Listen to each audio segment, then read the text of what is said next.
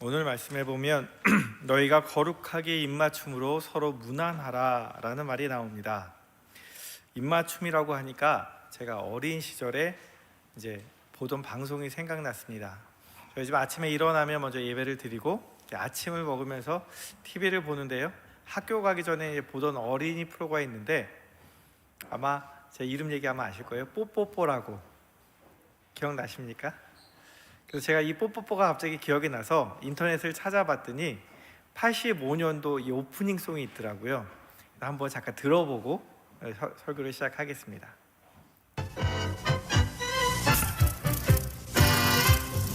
아빠가 출근할 때 뽀뽀뽀, 엄마가 안아서 뽀뽀뽀, 만나면 반갑다고 뽀뽀뽀, 헤어질 땐 또 만나요 뽀뽀뽀.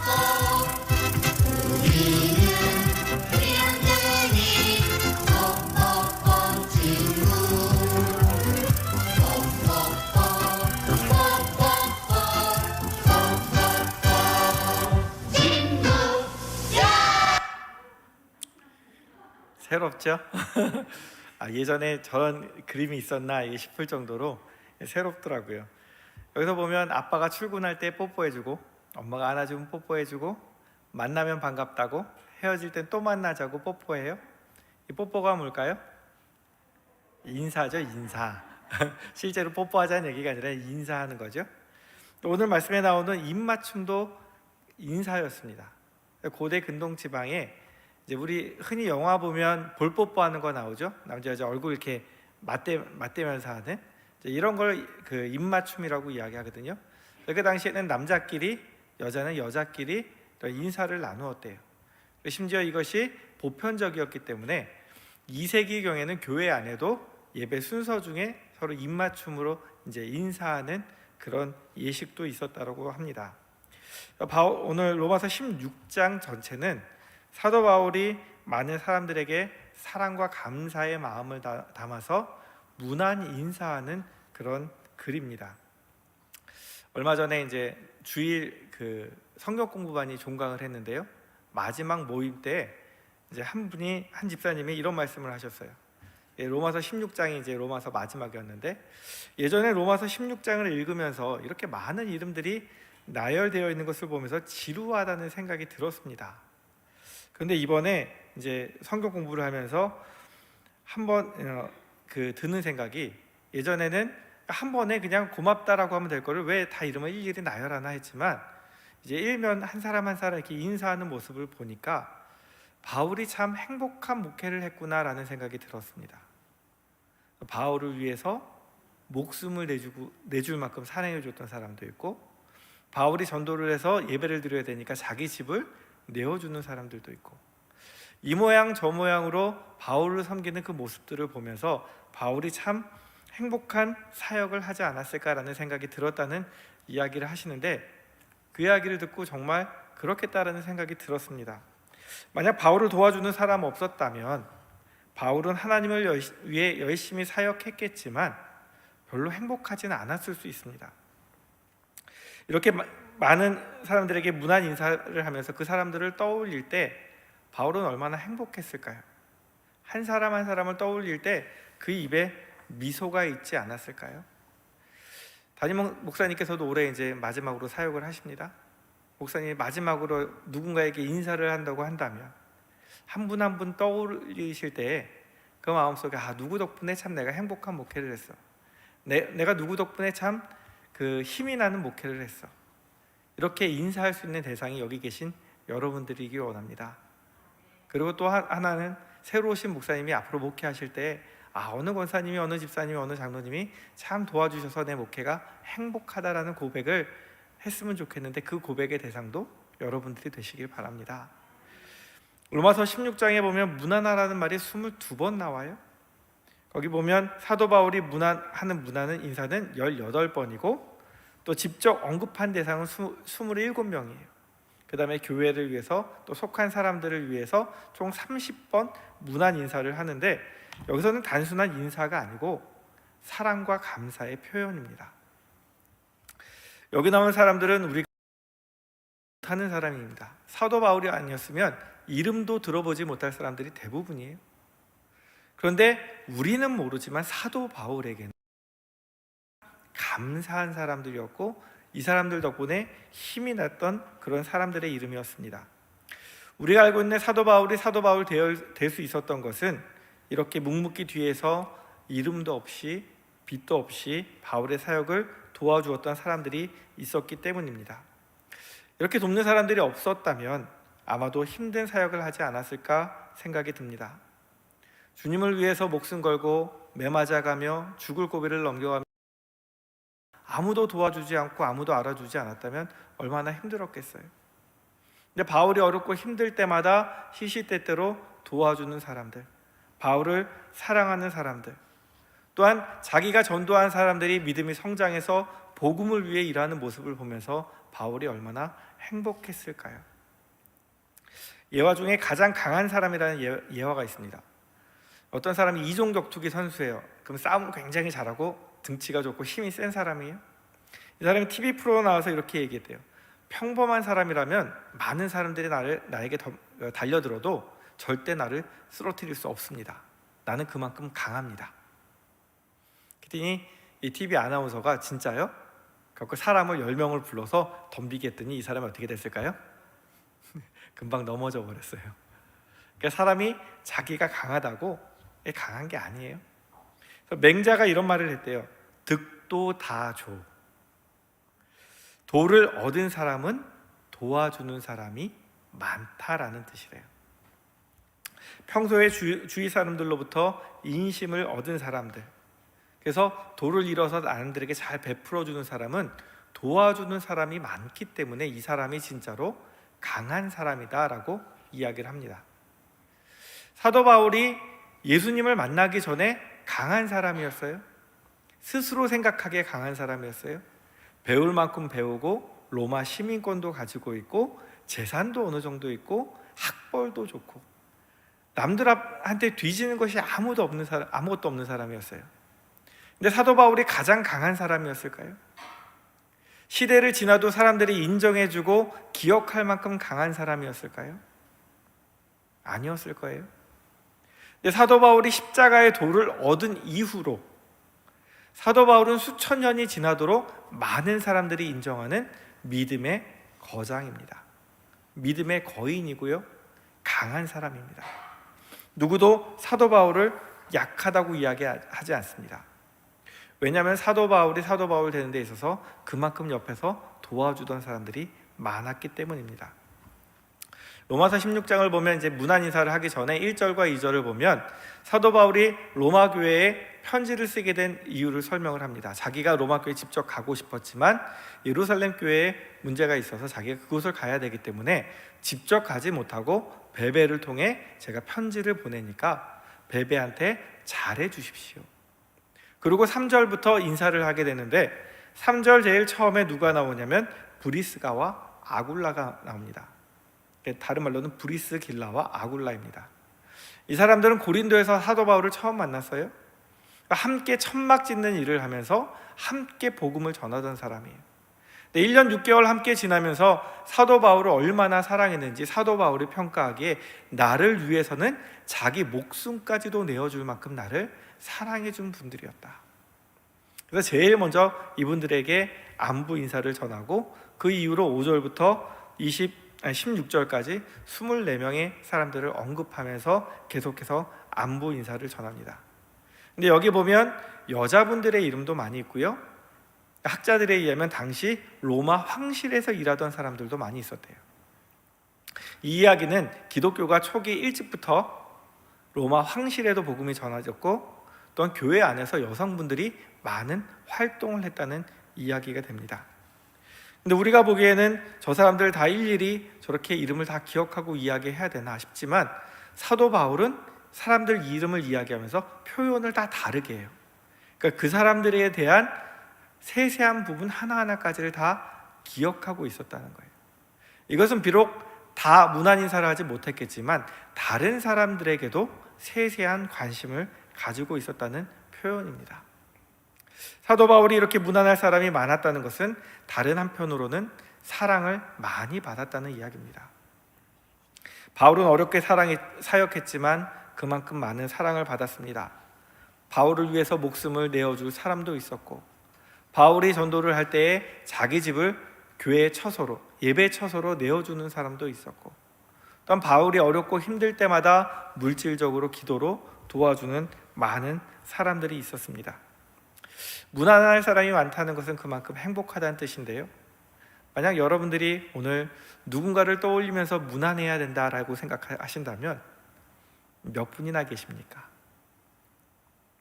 오늘 내가 인생의 마지막 날이다, 마지막으로 내가 여지껏 인생을 돌아오면서 사람들에게 인사를 하고 싶다면 나에게 은혜를 베풀어주고 정말 감사한 사람들이 얼마나 많으십니까? 목회자로 가끔 가다가 이렇게 연락을 받을 때가 있어요.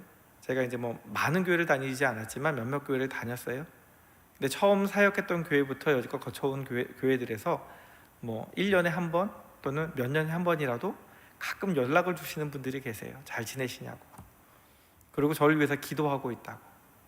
이런 전화를 받고 또 이런 연락을 받고 나면 굉장히 마음이 따뜻해지고 힘이 납니다. 나를 사랑해 주시는 분이, 나를 기억하고 기도해 주시는 분들이 아직도 계시는구나. 참 목회자로서 이제 그때 보람도 있고 행복하거든요. 근데 목회자만 목회 생활을 하면서, 신앙생활을 하면서 이렇게 행복한 것이 아니에요. 성도님들도 신앙생활을 하면서 이렇게 행복하셔야 됩니다. 우리가 행복하려면 무엇이 있어야 되겠어요? 사랑을 나눌 사람이 있어야 됩니다. 나에게 인사해 줄 사람, 안부를 물어줄 사람, 관심을 가져줄 사람, 여러분들이 있으십니까? 가끔 권사님들을 신방하고 권사님들과 통화하다 보면 이런 이야기를 하세요. 내가 어느 권사랑 통화했는데, 내가 누구랑 통화했는데 그분이 요새 어떻게 지내신대요? 라고 저한테 얘기해 주시는 분들이 계세요. 일주일에 우리는 보통 한 두세 번씩, 아니면 매일 통화하시는 분들도 계시대요. 그만큼 가깝고 친하다고 이야기를 합니다. 근데 그분들의 면면을 살펴보면 이 교회에 다니신 지 오래되셨어요? 근데 모든 교회를 다 아시는 게 아니에요. 자주 연락하시는 분들 이야기를 들어보면 예전에 같은 구역 하셨던 분들, 예전에 같이 봉사하셨던 분들, 예전에 같이 활동하시거나 예배드리셨던 또는 성교회를 하셨던 그런 분들, 몇몇 분이지만 그분들하고 정말 친하신 거예요. 그러니까 가족처럼 매일 연락을 하시는 거예요. 안 보면 궁금한 거예요. 이분들이 전하는 그 안부는 뭐예요? 사랑이에요. 관심이에요. 이분들에게 도원동교회 그러면 이 건물도 떠오르지만 그분들 머릿속에 떠오르는 그 한 분 한 분이 바로 도원동 교회이신 거예요. 하나님 안에서 사랑하며 살았기 때문에 우리가 이렇게 서로에게 관심을 가지고 사랑을 가지고 안부를 묻는 것이 진정한 공동체입니다. 유기성 목사님 로마서 강해를 보다 보면 이런 글이 나옵니다. 아무리 사람들이 많이 모여도 속해 공동체가 예수님이 주인이신 공동체로 형성되지 않았다면 껍데기일 뿐입니다. 하나님의 교회를 기뻐 받으시지 않습니다. 그래서 저는 여러분이 속해 있는 속회가 진짜 교회가 되도록 돕기 원합니다. 여러분 중에 속해 공동체에 참여하지 않은 분이 있습니까? 그렇다면 그분은 엄밀하게 말해서 교인이 아닙니다. 여러분에게 진짜 교회가 없는 것입니다. 소그룹 공동체가 있어야 비로소 그 사람은 교회에 속한 사람입니다. 여기서 속회라는 것은 우리로 말하면 구역입니다. 구역에 속하지 않은 사람은, 구역 예배에 나가지 않는 사람은 온전한 의미에서 교인이 아니라고 이야기를 합니다. 구역은요, 시간을 나누고 사랑을 나누고 믿음을 나누는 자리입니다. 앞서 말씀드린 그 어르신들이 연락을 주고받으시는 것을 보면 그분들은 구역을 통해서 젊은 시절에 활동하던 시절에 함께 시간을 나누고 사랑을 나눴고 그 다음에 그들이 함께 믿음을 나누셨던 분들입니다. 그렇다고 이분들이 모든 사람을 아는 것은 아니지만 내가 함께 시간을 나누고 사랑을 나눴던 그분들이 계시기 때문에 이 교회를 멀리 이사가도 떠날 수가 없는 거예요. 비록 몸은 늙어서 함께 잘 만나지 못하지만 전화라도 하게 되는 거예요. 이것이 사랑이고 관심 아니겠습니까? 가끔 보면 교회 등록을 안 하거나 교회를 등록을 하셨어도 모든 모임에 참여하지 않고 예배만 드리시는 분들이 계세요. 이런 분들을 보면 참 안타깝죠. 교회를 편하게 다닐 수는 있습니다. 내가 와서 예배 드리고 싶을 때 드리고, 아무도 나를 타치하지 않으니까, 내가 어느 곳에도 속해 있지 않으니까 나한테 이래라 하는 저래라 하는 사람도 없고, 내가 나오기 싫으면 집에서 TV로 예배를 드리고, 얼마나 편하고 좋습니까? 그런데 과연 이분들이 오래 교회 다녔다고 한들 정말 안부를 물어줄 사람도 없고 관심을 가져줄 사람도 없다면 그분이 정말 이 도운동 교회 공동체의 일원일까요? 과연 와서 예배만 드리는 사람들은 언제 어느 곳으로 떠나도 상관이 없는 사람들입니다. 왜냐하면 이분들은 설교 잘 듣는 것이 예배 잘 드렸다고 착각하기 때문입니다. 이런 분들은 예수님을 구주로 영접했을지언정 예수님의 제자는 아닙니다. 주님이 이렇게 말씀하셨습니다. 새 계명을 너희에게 주노니 서로 사랑하라. 내가 너희를 사랑한 것 같이 너희도 서로 사랑하라. 너희가 서로 사랑하면 이로써 모든 사람이 너희가 내 제자인 줄 알리라. 주님은 우리에게 어떻게 하라고요? 서로 사랑하라고 말씀하셨어요. 서로 사랑해야 주님의 제자라고 말씀하세요. 사랑에는 대상이 필요합니다. 함께 만나고 식사하고 믿음을 나누고 삶을 나누고 사랑을 나눌 사람이 필요합니다. 혼자서 자기만 사랑하는 사람, 내 가족만 사랑하는 사람, 자기 만족을 위해서 나는 설교 잘 들었으니까 예배 잘 드렸어, 이렇게 생각하는 사람이 과연 주님의 계명을 따르는 자입니까? 이 사람은 주님을 사랑하지도 않는 사람입니다. 요한복음 14장 보면 예수님이 이렇게 말씀하세요. 너희가 나를 사랑하면 나의 계명을 지키라. 나의 계명을 지키는 자라야 나를 사랑하는 자니 나를 사랑하는 자는 내 아버지께 사랑을 받을 것이요 나도 그를 사랑하여 그에게 나를 나타내리라. 참 좋은 말씀이면서도 무서운 말씀이시죠. 너희가 나를 사랑하면 무엇을 지키라고요? 내 계명을. 예수님이 주신 새 계명이 뭐예요? 서로 사랑하라요. 근데 내가 만나는 사람, 안부를 묻는 사람이 없으면 서로 사랑할 수 있어요? 그럼 그분은 예수님의 말씀을 지키는 사람이에요? 예수님을 사랑하는 사람이에요? 혼자 와서 조용히 예배만 드리고 가는 사람이 어떻게 교회를 사랑할 수 있습니까? 혼자 와서 조용히 예배 드리고 가는 사람이 어떻게 다른 사람을, 교인들을 사랑할 수 있습니까? 혼자서 편하게 신앙생활을 할 수 있을지 모르지만 주님의 말씀을 실천하지 않는 사람입니다. 우리가 살다 보면 편하게 살 때는 다른 사람이 필요 없습니다. 아무 문제가 없으니까. 근데 정말 내가 어려워지고 힘들어 보면 사람이 필요합니다. 어떤 사람이요? 날 사랑하는 사람, 나에게 관심 가져주는 사람, 나를 위해 기도해 주는 사람.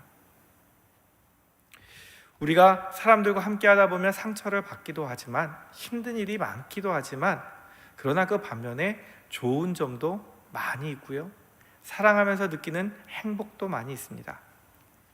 잠언에 보면 이런 말씀이 있습니다.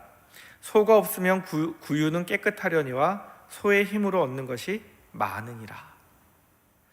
내가 다른 사람과 관계를 맺지 않으면 신경 쓰지 않아도 되기 때문에 굉장히 편하고 구유가 깨끗한 것처럼 신경 쓸 것이 하나도 없어요. 그러나 얻는 것도 아무것도 없어요. 사람들이 소를 키우는 이유가 뭐예요? 비록 지저분하게 만들지언정 서로부터 얻는 것이 많기 때문이에요. 인간관계도 마찬가지예요. 하나님 안에서 교제하는 것도 마찬가지예요. 우리가 공동체가 하나 되는 것도 마찬가지예요. 비록 힘들고 어려운 일이 있을 수 있지만 우리가 함께 할 때 주님이 주시는 그 은혜가 더 큰 것을 믿으시기 바랍니다. 그래서 전도서를 통해서 또 이렇게 말씀하세요.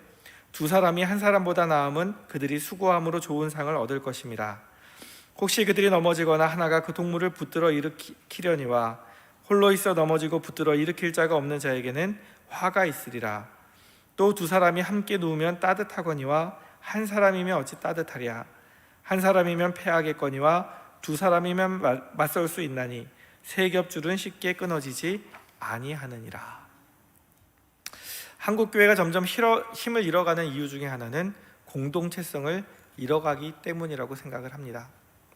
주님 말씀처럼 서로 사랑하고 삶을 나누던 교회가 바쁘다는 이유로 모이기를 싫어합니다. 서로의 속내를 이야기하기 싫어합니다. 기도해 주는 것을 꺼려합니다. 내 사정을 다른 사람에게 알리지 않고 조용히 예배만 드리려고 합니다. 그러다 정말로 힘들 때 내 옆에서 기도해 줄 사람이 없고 나를 다독여 줄 사람이 없기 때문에 교회를 떠나가고 결국은 교회는 사랑이 없다라고 이야기합니다. 문안 인사를 한다는 것은요, 단순히 인사만 하는 것이 아닙니다. 그 사람을 향한 관심이고 사랑의 표현입니다. 우리는 서로에게 안부를 물으며 서로에게 힘이 되어주는 성도가 되어야 됩니다. 같은 교인으로서, 같은 공동체의 일원으로서 서로에게 힘이 되어주기 위해서 해야 될 일이 있는데요, 그것은 자기가 있어야 할 자리에 있어주는 것입니다. 다시 말해서 내가 사랑하는 사람 옆에 머물러 있어주는 겁니다. 우리가 어딘가를 돌아보다 찾았을 때 항상 엄마가 있으면 아이들은 안정감을 갖거든요. 그처럼 내가 사랑하는 사람이 내 옆에 있을 때 우리가 안정감을 갖게 됩니다. 연못 속에 커다란 물고기가 헤엄칠 때 사람들은 멋있다고 이쁘다고 이야기합니다. 근데 그 물고기가 만약 여러분들이 잠자러 들어갔는데 침대 위에 있다고 생각해 보세요. 이불 속에 있다고 생각해 보세요. 그때도 그 물고기가 이뻐 보일까요? 아니겠죠? 우리가 그 있어야 할 자리에 있어야지, 물고기 자체가 변한 건 아니에요. 근데 있어야 할 자리에 있지 않고 있지 않아야 될 자리에 있으니까 우리가 그것을 이상하게 여기는 거예요. 논밭에는 흙이 필요해요. 근데 그것이 집 안으로 들어오면 우리는 그걸 청소해야 돼요. 있어야 될 자리가 아니기 때문에. 그래서 영어에 이런 말이 있다라고 합니다. Dirty is out of the place. 더러운 것은 그 자리를 벗어나는 거예요. 있어야 될 자리를 벗어나는 게 더러운 것이에요. 참 그 의미가 있는 말이죠. 우리 모든 것들은요, 각자 있어야 되는 자리가 있어요. 저마다 주어진 자리가 있어요. 학교에서, 직장에서, 가정에서, 교회에서. 근데 여러분이 있어야 될 이곳에 있지 않고 다른 곳에 가 있으면 그것이 곧 더러워지는 거예요. 내가 하나님이 함께 하시는 공동체 안에 머물러 있어야 되는데 이 안에 있지 않고 다른 곳에서 기쁨을 찾으면 우리는 영혼이 더러워지고 몸이 더러워지고 많은 것들이 더러워지는 거예요. 하나님이 분명히 우리가 있어야 될 곳을 정해 놓으신 곳이 있어요. 그것이 바로 사랑하는 사람의 옆자리이고 하나님을 예배하는 자리인 줄 믿습니다. 도원동교회 교패를 보면 이렇게 써 있어요. 사랑의 공동체 도원동교회. 교패를 본 지가 언제인지 기억이 안 나십니까? 여기서 사랑의 공동체 도원동교회. 주님은 도원동교회가 사랑의 공동체가 되기를 원하고 계십니다. 오늘 사도 바울은 거룩한 입맞춤을 하라고 합니다. 그냥 입맞춤이 아니라 어떤 입맞춤이요? 거룩한 입맞춤. 그러면 아까 입맞춤이 인사라 그랬죠? 거룩한 인사. 그럼 거룩한 인사는 무엇일까요? 주님의 사랑을 가지고 하는 인사가 거룩한 인사입니다. 주님의 마음으로 주님이 주시는 사랑을 가지고 하는 인사가 거룩한 인사입니다. 우리는 그냥 지나가는 말로 아는 척할 수 있고 잘 지내지 이렇게 얘기할 수 있어요. 밥 한번 먹자 그럴 수 있어요. 근데 서로 진심이 안 담긴 걸 다 알아요. 근데 정말 우리 마음속에 주님이 주시는 사랑이 담겨서 그 사랑을 가지고 인사한다면 정말 외로웠던 사람들이, 힘들었던 사람들이 힘을 얻지 않겠습니까? 저는 큰 것을 해드린 것이 없는데 권사님 한 분 중에 저를 되게 좋아하시고 고마워해 주시는 분이 계세요. 여쭤봤더니 본인이 너무 힘드실 때 제가 성경책을 드리고 그분을 위해서 기도해 드리고 이것을 잊을 수가 없다 그러시는 거예요. 정말 우리 누군가에게는 우리가 알지 못하지만 힘들고 어려운 시간이 있을 수 있어요. 근데 우리가 있어야 되는 자리에서 그분들에게 사랑을 가지고 관심을 가지고 인사를 나누고 문안 인사를 하고 그분들을 위해서 기도해 준다면 그분들 마음속에서는 그것만큼 큰 선물이 없습니다. 우리가 예수님 때문에 사랑하는 정말 사랑의 공동체가 되는 도원동교회가 되기 원합니다. 성경은 교회를요, 지어져가는 건물, 사람의 몸 이렇게 표현해요. 생각해 보세요. 우리가 있어야 될 자리에 있지 않고 건물이 여기 중간중간에 없어져서 구멍이 뻥뻥 뚫렸다 그러면 얼마나 이상할까요? 제 몸에 있어야 할 것이 다 있지 않고 중간중간 뭔가 하나씩 없다 그러면 얼마나 이상할까요? 하나님 안에서요, 정말 거룩한 인사를 하기 전에 우리가 해야 될 것은 무엇이냐면 있어야 될 자리에 내가 있는 것이 하나님 앞에서 해야 될 일이고요, 내 옆 사람에게 해줄 수 있는 가장 좋은 일이고요, 거기서 한 걸음 더 나아가서 예수님의 사랑으로 연결되어서 인사한다면 그것이야말로 하나님께서 가장 기뻐하시는 모습인 줄 믿습니다. 마음으로만 사랑하지 말고 사랑을 표현하십시오. 그것이 사랑의 첫걸음이고 문안이고 인사입니다. 인사받기 원하십니까? 먼저 인사하세요. 자, 아파트에 타보면 엘리베이터에서 되게 서먹서먹해요, 처음 보는 사람들. 근데 저는 우리 그 딸들 표현에 의하면 친화력이 갑이래요. 그냥 보면 무조건 인사해요. 그러면 처음에는 그 사람들을 뻘쭘하게 봤지만 두 번, 세 번 만나면 반갑게 인사해요. 제가 못 봐도 길 지나가다가 안녕하세요 그러고 인사하시는 분들도 계세요. 또 저희 청소하시는 그 아주머니 중에 한 분은 막 이렇게 피하세요. 근데 제가 볼 때마다 인사했더니 이제는 절 보면 고맙습니다 소리도 하세요. 요즘 젊은 것들 버릇없다 그러시죠? 젊은 애들한테 먼저 인사해 보세요. 사랑이 있으시면. 그럼 애들이 부끄러워서 인사 못 하다가도요, 여러 번 인사하다 보면 애들도 인사해요. 그 애들이 먼저 보고 인사할 때도 있어요. 근데 문제는 나는 대접받아야지, 나는 사랑받아야지, 가만히 있으니까 서로 인사 안 하는 거예요. 하나님 안에서는요, 사랑이 많은 사람이 먼저 표현하는 것이 하나님 원하시는 일입니다. 이것은 나이랑 상관없습니다. 내가 어른이어도 아이들한테 인사할 수 있고 아이여도 어른들한테 인사할 수 있고, 우리가 하나님 앞에서 서로 대접하는 것이 중요합니다. 황금률이 있죠. 남에게 대접받고자 하는 대로 너희도 남을 대접하라.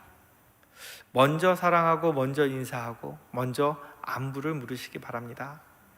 혹시 근래에 안 보이시던 분이 계십니까?